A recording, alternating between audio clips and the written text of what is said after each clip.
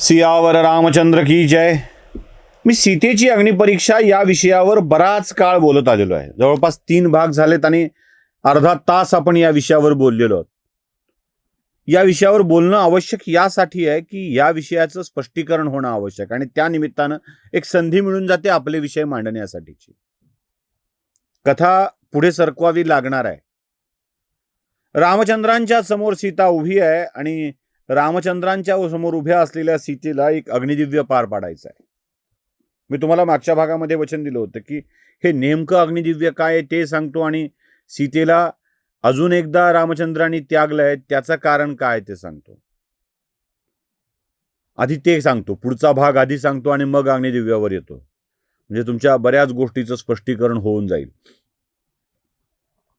आपल्याकडं लग्नानंतर स्त्री जेव्हा गर्भवती होते तेव्हा काही महिन्यात डोहाळ जेवणाचे प्रकार असतात बघा.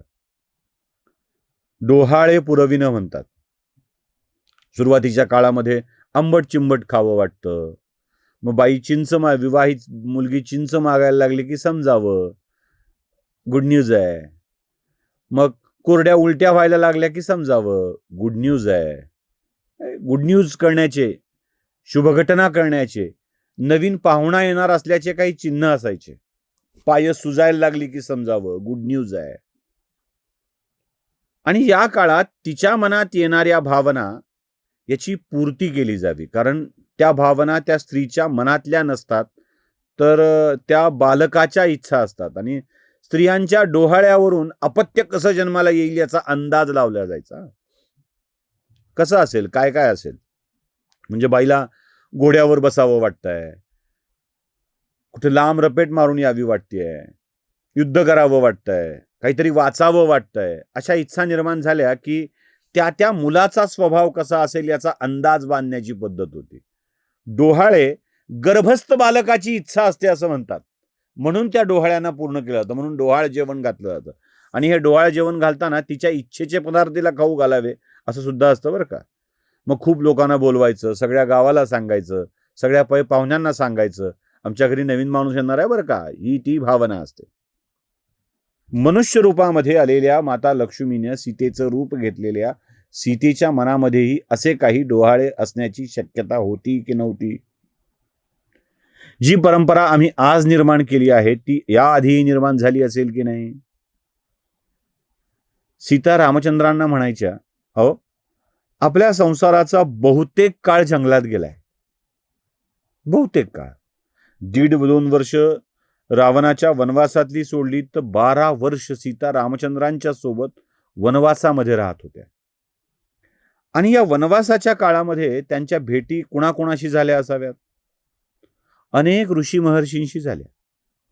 सावलीसारखी असणारी सीता ज्या ज्या ऋषींचं दर्शन, ज्या ज्या तीर्थस्थळाचं दर्शन रामचंद्रांना करता आलं तिथे सीतेला सुद्धा ते करता आलंय. म्हणजे प्रयागराज पासून चित्रकूट पर्वतावरच्या मुनींच्या आश्रमापर्यंत ते पुढे पंचवटीमधल्या ऋषीमुनींच्या आश्रमाच्या पर्यंत सीतामाता सोबत होत्या. 12 वर्ष हा काळ ऋषीमुनींच्या तपश्चर्येमध्ये घातलेला आहे. जेव्हा सीता महाराणी सीता बनून जातात आणि त्या गर्भवती होतात तेव्हा त्यांच्या मनात येणारे विचार काय असावेत. नाही, मला सारखं वाटतंय आपल्या मुलांची वाढ ऋषीमुनींच्या सानिध्यात वनामध्ये झाली पाहिजे. त्यांना ती सगळी विद्या अवगत झाली पाहिजे जी ऋषीमुनींच्या आशीर्वादाने मिळते. त्यांच्या मनात आपण ईश्वरतुल्यच पित्याचे पुत्र आहोत हा अहंकाराचा भाव असला नाही पाहिजे. आपल्या पित्याने वनवासात जंगलात राहून काय काय सोसलंय आणि काय काय शिकलंय, काय काय साधना केली आहे, काय काय प्राप्त केलंय हे त्यांना सुद्धा कळलं पाहिजे. टाकीचे घाव सोसल्याशिवाय दगडाला देव पण येत नाही म्हणतात. रामचंद्रांचं देव पण उगाच नाही आलेलं. संकटाच्या काळात रामरक्षा म्हणावी आणि या रामरक्षेच्या स्मरणाने आपल्या संकटाचं निवारण होईल अशी अपेक्षा करावी. उगाच नाही होत ते. समोर दुष्प्रवृत्ती दिसली आहे, मनात भयाचं वातावरण निर्माण झालंय, स्मशानासमोरून जातोय तेव्हा आपसुक मनात राम राम राम राम राम राम राम हे शब्द यायला लागतात. का? अनेक संकटावर मात करून स्वतः स्थिरबुद्धीनं उभा राहणारा देव हा माझा प्रेरणास्त्रोत ठरतो. शिकून आलाय, कोवळ्या वयाचा आहे, ऋषी सोबत घेऊन गेले, यज्ञाचं रक्षण करायला राक्षसांना मारायला लावलं कोवळ्या वयात. लग्न झालं, आता राज्य सुख उपभोगायचंय, सावत्र आईनं जंगलात पाठवा म्हणून सांगितलं, जंगलात निघून गेले. सोबत एक भाऊ आणि बायको, एवढ्यांची जबाबदारी अंगावर आहे. जंगलात सोपं काम नव्हतं, अनेक राक्षसांनी वार केले, आघात केले, त्यालाही परतवून लावलं. रावणानं बायको पळवून नेली, ती वापस आणली, ती सोडावी लागली डोळ्या खातर. तरीही राम स्थितप्रज्ञपणे आपलं राज्य सांभाळत होता, संकटांवर मात करत होता. संकटांवर मात करण्याची ही विजुगिषू रामाची वृत्ती छोट्या मोठ्या संकटापासून तरण्याची प्रेरणा आमच्या मनामध्ये देते. म्हणून रामनामाचं स्मरण हे सहजासहजी मिळालेलं नाहीये. म्हणून सीता म्हणतात, अहो मला मुलांना सोडावं वाटतंय, हे ते कारण आहे, कोण काय म्हटलं म्हणून नाही. चला मूळ कथेवर येऊ. सीता माता रामचंद्रांच्या समोर उभ्या आहेत. रामचंद्र सीता मातेला म्हणतायत की सीते, आता हे राज्य जिंकलंय, ते राज्य बिभीषणाला दिलंय. ज्या राजानं तुला उचलून आणलं होतं त्या राजाच्या परवानगीने परत मी तुला मिळवतोय. हे अग्निदिव्य आहे. किती मोठ्या अग्निदिव्यातून तू आलीस ग. काय अग्निदिव्य बघा, विचार करा. शिवधनुष्य तोडल्यानंतर, मी मिथिलेतला प्रसंग सांगतोय.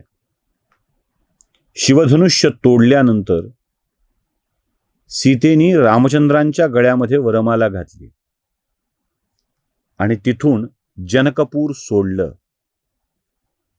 त्या दिवसापासून पंचवटीतल्या पर्णकुटीतून रावणानं उचलून नेईपर्यंत प्रत्येक क्षण माता सीतेनी रामचंद्रांच्या सोबत घातलाय. म्हणजे ही 12 अयोध्येत राहिलेली काही, हा सगळा क्षण न क्षण सीतेचा रामचंद्रांच्या सोबत आहे. क्षीरसागरातून माता लक्ष्मी भगवान विष्णूच्या मानव अवतारात सुद्धा त्यांची पत्नी बनून येतात. आपल्या पतीवर निरातिशय प्रेम आहे. एकवचनी, एक पत्नी, एक बाणी राम म्हणतात. एक क्षणही आपल्या पतीला सोडून नाहीत, सारखा नजरेसमोर आहे. अहो एवढंच काय, त्या सुवर्णमृगाच्या पाठीमागे रामचंद्र गेल्यानंतर लक्ष्मण जेव्हा सीतेची रक्षण करण्यासाठी तिथे बसलेला होता, तेव्हा तू जर गेला नाहीस तर मी या गोदावरीत प्राण देऊन मरेन असं सीता सांगते. आणि आपली वहिनी सीता आपल्यामुळे मरायला नको म्हणून लक्ष्मण गेला होता. इतकं रामचंद्रावरती प्रेम आहे. ज्याच्या शिवाय एक क्षण जगणं सुद्धा प्रचंड दाह देणारं असतं, त्याला सोडून 1.5-2 वर्षाचा कालावधी रावणासारख्या आततायी, मत्तकामी, बलशाली राक्षसाच्या ताब्यात राहून आपल्या पतीचं निधन झालं आहे अशी खोटी बातमी ऐकून, मायावी मुंडकं बघून सुद्धा स्वतःला जिवंत ठेवत तो विश्वास मनामध्ये ठेवणे हे एक अग्निदिव्य आहे. आणि नेमकं हेच अग्निदिव्य पार पाडलेलं आहे माता सीतेनी. हेच अग्निदिव्य आपल्या प्रियकराच्या, प्रियतमाच्या, सख्याच्या, जीवनसाथीचा करावा लागलेला त्याग. विरहाचं दुःख खूप मोठं असतं बघा. विरहाचा अग्नी तनाला नाही मनाला जाळत असतो. आणि या विरहाच्या अग्निदिव्यातून सुटता येईल की नाही या भावनेतून स्वतःला स्थिर ठेवत, शांत ठेवत माता सीतेने हे अग्निदिव्य पार पाडलं आहे. आणि या अग्निदिव्यातून त्या प्रभू रामचंद्रांच्या समोर आलेल्या आहेत. प्रभू रामचंद्रांनीही आपल्या पत्नीचं मनपूर्वक स्वागत केलंय. आणि अखेर अनेक दिवसांची ही प्रतीक्षा संपून पुन्हा एकदा रामचंद्र आणि सीतेचं मिलन झालेलं आहे. सियावर रामचंद्र की जय.